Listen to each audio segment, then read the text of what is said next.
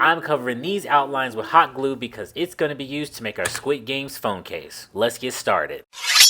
Welcome back to the Art Box, guys. For this DIY, all you're going to need is a phone case. I'm going to be using this old Samsung one I had lying around that I got from the Dollar Tree a while back. Figured it'd be the perfect time to put this thing to use. And also, kiddos, I don't recommend catching flying scissors at home. Don't be like me. I'm an idiot. Speaking of idiots, who designed these plastic covers? They're so hard to get into. Mercy. Now that we have what we came for, it's off to the painting station, which is literally just a sheet on the floor. Go ahead and grab your paint. Now you guys can use whatever paint you want. Acrylic definitely would work for this. I just prefer using spray paint, and for this project, I'm actually gonna start off using this one right here, the flat black.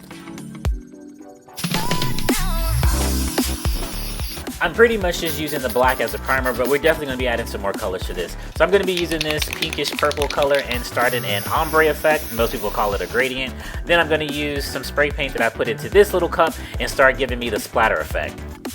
Now that that's all dry, we're going to go back to the workstation. The next thing you guys are going to want to grab is some wax paper or parchment paper. Make sure when you use this, the shiny side is facing up. You'll find out later why I say that is very important. Now with a pen or Sharpie, go ahead and outline your phone case on that wax or parchment paper. Here I'm just taking a pencil and loosely sketching the design layout of what I want to actually put on the phone case. And once I got something I like, I go ahead and darken those lines with the Sharpie. This is going to be very helpful for the next step.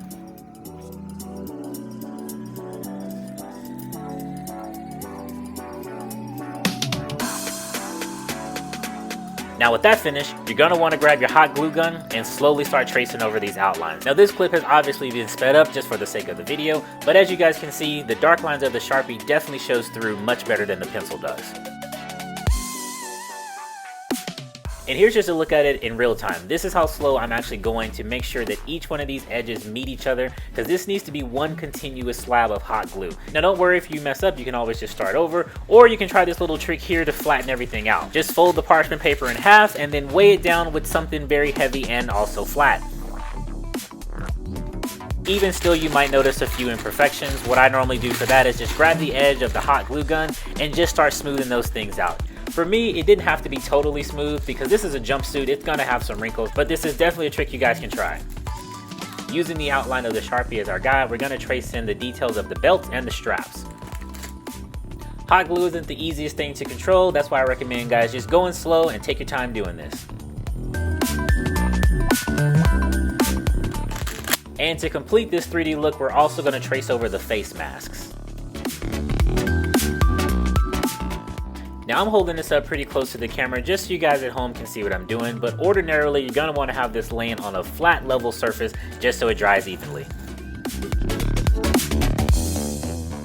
Now here's why I said it's important to make sure you are putting this on the glossy side. I actually did this on the wrong side and it got stuck to the paper. That's not supposed to happen. So literally I had to just rip this off the parchment paper to get what I need. But it actually worked out better because it gave me a rough texture surface, which is going to be better to stick to the phone case. There's many things you guys can use. E6000 is probably going to be the best, but just for the sake of the video, I'm going to be using hot glue. Press and hold to make sure everything is secured tightly. Now this phone case was actually able to withstand the heat of the hot glue. You do want to be careful because some of the hot glue might actually melt the phone case entirely. But since we survived that disaster, we can move on to my favorite part, which is painting. Now I do have to be honest, guys, I wasn't sure how this was going to turn out. We're going through what we call right now the ugly phase, but I will say to you guys, just keep going because you never know how it's going to turn out in the end. But what do you guys think?